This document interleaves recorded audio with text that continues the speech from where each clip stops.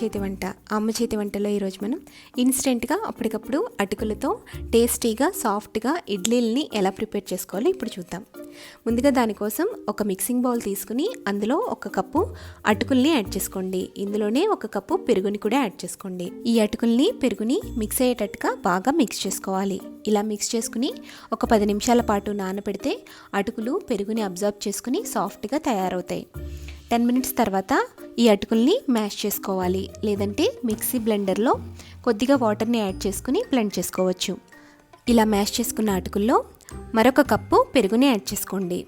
ఇందులోనే 1.5 కప్పు ఇడ్లీ రవ్వని యాడ్ చేసుకోండి. 1 కప్పు పోహాకి 1.5 కప్పు ఇడ్లీ రవ్వని అలాగే 2 కప్పుల పెరుగుని యాడ్ చేసుకోవాలి.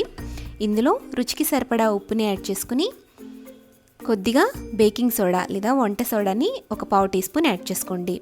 ఇప్పుడు ఇందులో తగినన్ని వాటర్ పోసుకుంటూ బాగా మిక్స్ చేసుకోండి. ఉండలు లేకుండా ఈ విధంగా మనం ఇడ్లీ బ్యాటర్కి ఎలా ప్రిపేర్ చేసుకుంటామో ఆ కన్సిస్టెన్సీలో పిండిని తయారు చేసుకుని పక్కన పెట్టుకోండి. ఇప్పుడు ఇడ్లీ కుక్కర్ తీసుకుని అందులో 1 గ్లాస్ వాటర్ని యాడ్ చేసుకోండి.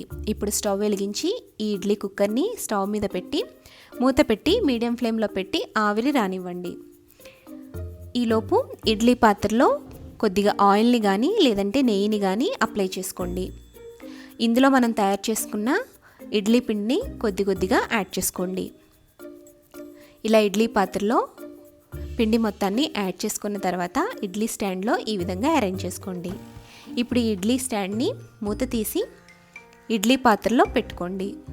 ఇప్పుడు మూత పెట్టి ఒక 10 నుండి 15 నిమిషాల పాటు మీడియం ఫ్లేమ్లో పెట్టి ఉడికించండి.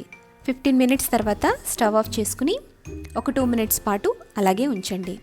ఆ తర్వాత మూత తీసుకుని చూస్తే ఎంతో సాఫ్ట్గా ఉండే అటుకుల ఇడ్లీ రెడీ అయిపోతుంది. ఈ అటుకుల ఇడ్లీని ఏదైనా కారపొడి, చట్నీ, సాంబార్తో సర్వ్ చేసుకుంటే చాలా టేస్టీగా ఉంటుంది. ఇడ్లీలు తినాలనుకునేటప్పుడు, నానబెట్టుకునే టైం లేనప్పుడు ఇలాంటి పోహా ఇడ్లీ, ఇన్స్టెంట్ పోహా ఇడ్లీని ప్రిపేర్ చేసుకుని సర్వ్ చేసుకోండి. మీరు కూడా ఈ రెసిపీని ఇంట్లో ట్రై చేసి మీ ఫీడ్బ్యాక్ని నాకు కామెంట్ చేయండి. అలాగే ఈ వీడియో నచ్చితే లైక్ చేసి సబ్స్క్రైబ్ చేసి షేర్ చేయండి.